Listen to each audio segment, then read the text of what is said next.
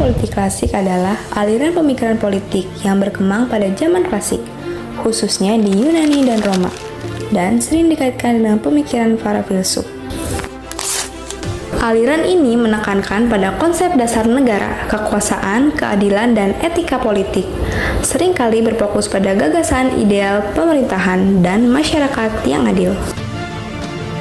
Para pemikir dalam aliran ini membahas konsep dasar kekuasaan, negara, hukum, keadilan, dan kebebasan dengan menekankan nilai-nilai moral dan etika.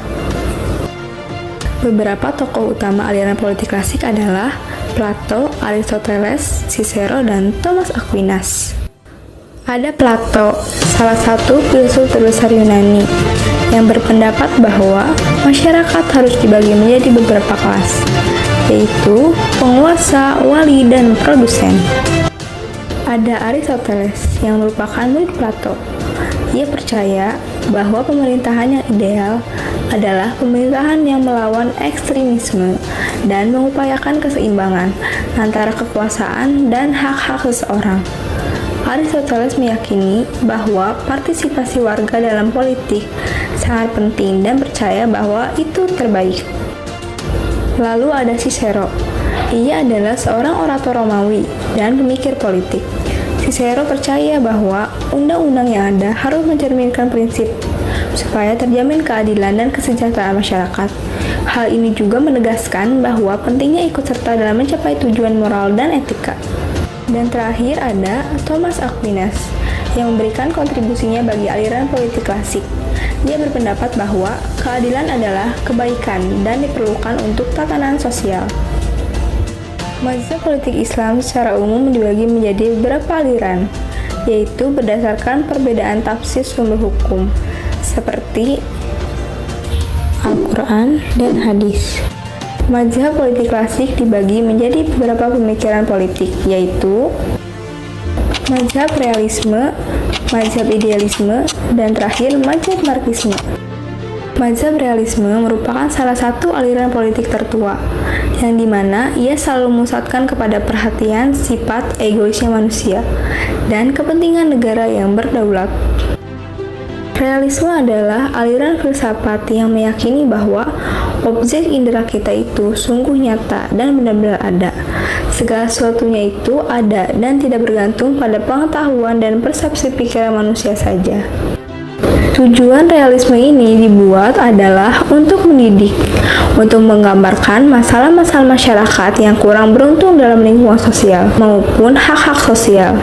Itu adalah salah satu alasan mengapa aliran realisme ini terus mengalir hingga saat ini.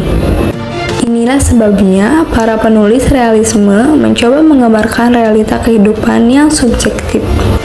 Secara keseluruhan, mazhab realisme ini terdiri atas representasi dunia nyata, baik dalam urusan politik, sosial, atau seni. Mazhab ini berusaha menghindari idealisasi atau pandangan yang terlalu berlebihan dalam memahami dan menggambarkan realita. Mazhab idealisme ini adalah aliran politik yang meyakini bahwa realita pada dasarnya bersifat mental atau spiritual. Idealisme menegaskan bahwa ide, pemikiran, atau kesadaran adalah unsur utama realita, dan dunia fisik hanyalah manifestasi atau representasi pikiran. Ada dua macam bentuk idealisme, yaitu idealisme subjektif yang berpendapat bahwa realita bergantung pada pemikiran diri sendiri, dan ada idealisme objektif yang mengajarkan adanya kesadaran dan semangat universal yang mendasari realita. Idealisme ini menganggap bahwa kerjasama dan perdamaian internasional dapat dicapai melalui organisasi internasional, hukum internasional, dan moralitas bersama. Tujuan mazhab idealisme adalah untuk memberikan pemahaman yang lebih dalam tentang dunia dan keberadaannya, yang melampaui visi materialistis murni. Lalu ada mazhab marxisme. Mazhab marxisme adalah aliran politik yang pemikirannya ini berdasarkan pada Karl Marx yang berfokus pada kritik terhadap kapitalisme dan memperjuangkan perubahan sosial melalui revolusi pekerja.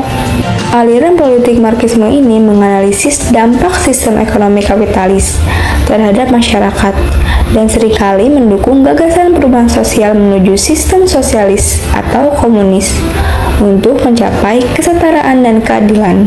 Marxisme ini berpendapat bahwa pembangunan sosial dan sejarah terjadi melalui kondisi material dan ekonomi masyarakat, bukan hanya sekedar gagasan atau budaya saja. Mazhab Marxisme ini mengembangkan nilai lebih tentang bagaimana seorang kapitalis memperoleh keuntungan. Menurut Marx, keuntungan yang diperoleh kapitalis ini berasal dari eksploitasi tenaga kerja, yaitu selisih antara pendapatan yang diciptakan pekerja dengan upah yang diterimanya. Meningkatnya kesedihan dalam masyarakat ini membuat Marx yakin bahwa dengan diciptakannya mazhab Marxisme ini bisa menjadi harapan bagi orang-orang yang mendapat kecurangan-kecurangan sosial.